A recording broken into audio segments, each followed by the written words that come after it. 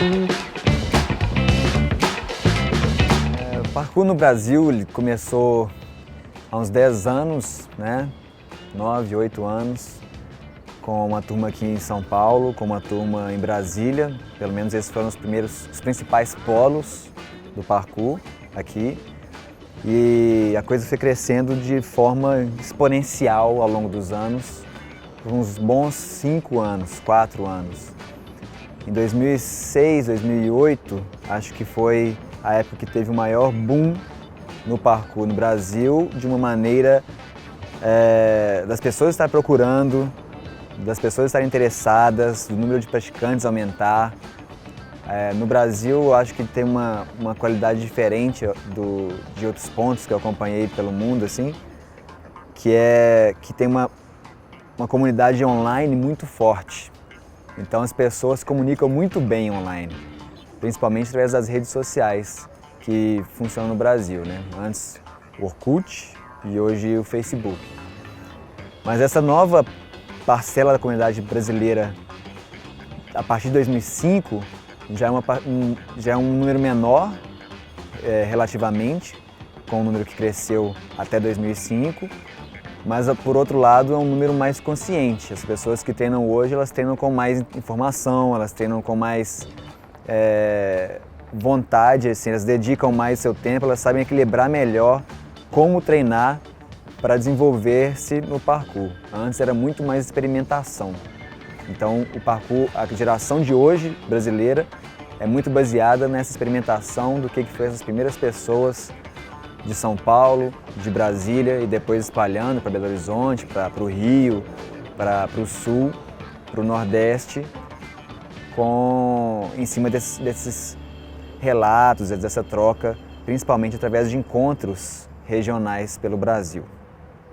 Então, para São Paulo, aqui em São Paulo eu não sei muito o que foi que fez a galera começar a treinar igual doido, assim. Talvez a vinda do Daniel Labaca tenha ajudado pra caramba, né? Porque era na época que ele postava vídeo pra caramba, que a galera se inspirava vendo vídeo no YouTube e tudo mais, e talvez tenha dado um boom mesmo. Acho que o ponto-chave foi esse boom de vídeo no YouTube mesmo que teve.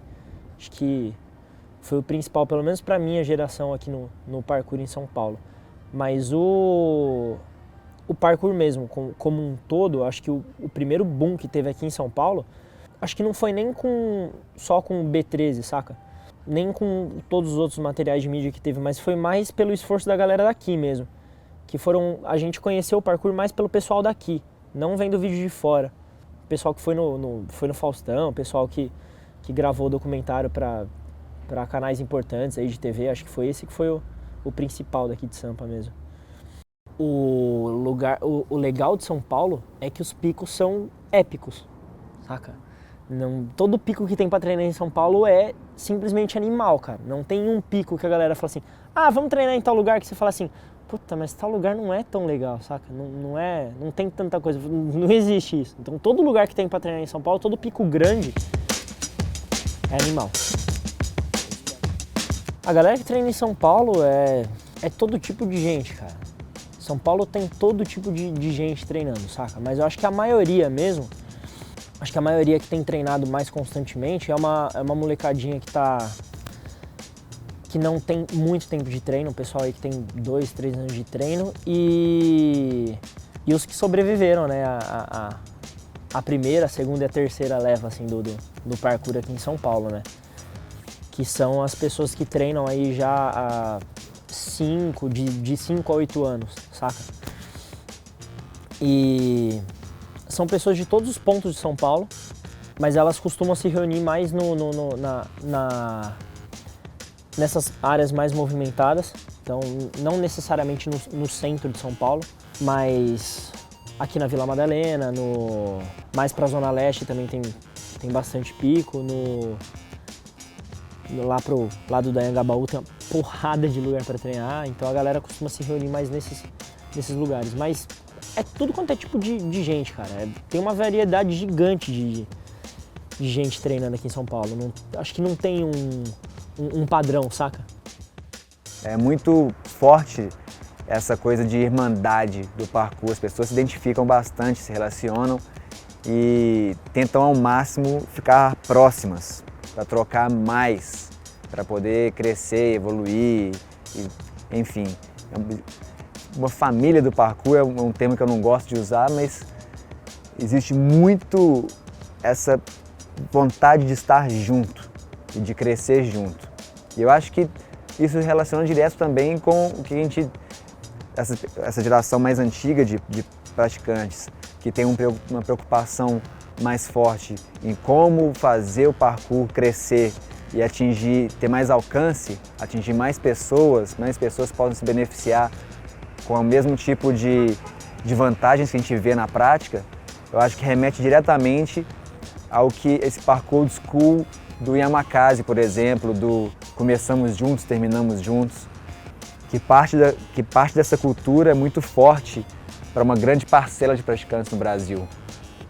Claro que tem uma outra grande parcela de praticantes que também empurra esses limites para frente, que acompanha as tendências de vídeo, de estética, de estilo mundial. E é importante ter esses dois balanços, porque eles trazem também o pessoal mais old school, que está mais centrado em fazer um ganho para a comunidade, para também se modernizar. E o pessoal mais antigo tem essa preocupação de dar mais base, mais fundamentos, mais argumentos para essa galera nova saber se expressar dentro do parkour, principalmente quando querem levar o parkour para fora desse universo fechado dele, desse super nicho, e apresentar para a sociedade, apresentar para autoridades, para a gente ter mais espaço, para a gente ter mais acesso e para fazer todo o cenário crescer. Aí entra a questão da mídia, né? Que a mídia influencia pra caramba na visão que a galera tem do parkour. Porque apesar de não ser todo mundo que conhece o parkour, todo mundo já viu o parkour em algum meio de telecomunicação, seja televisão ou internet, qualquer lugar a galera já viu o parkour. Então o que é mais comum é a galera olhar pra gente treinando e falar assim: ah, isso daí é lei parkour, aquele negócio de ficar pulando de um muro pro outro, e os caras acham que é só isso, saca? Só pular de um muro pro outro e acabou. Mas quanto a polícia, essas coisas, a gente quase nunca tem problema. São raros os problemas que a gente tem aqui em São Paulo, bem porque tudo quanto é tipo de polícia e guarda que tem, eles sabem o que a gente está fazendo. Então eles não vêm de uma maneira agressiva tirar a gente do lugar. Eles falam assim: olha, a gente sabe o que você está fazendo, a gente sabe que é parkour, não sei o que, mas pô, aqui não pode por tal motivo, tal motivo, tal motivo. Então esse lado da lei, é um lado bem, como eu posso dizer, bem educado, saca? Eles não são agressivos com a gente.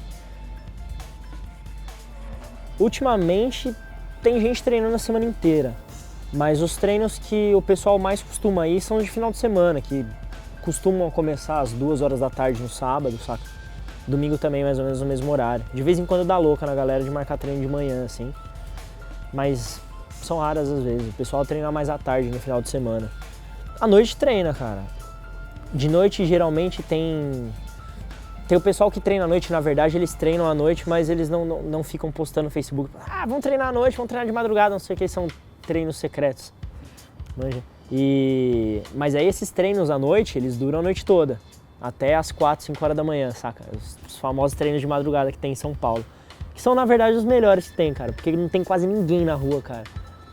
Quanto às aulas pagas, hoje em dia, o pessoal aqui tem mais opções. Antigamente tinham menos, né? Tinham poucas.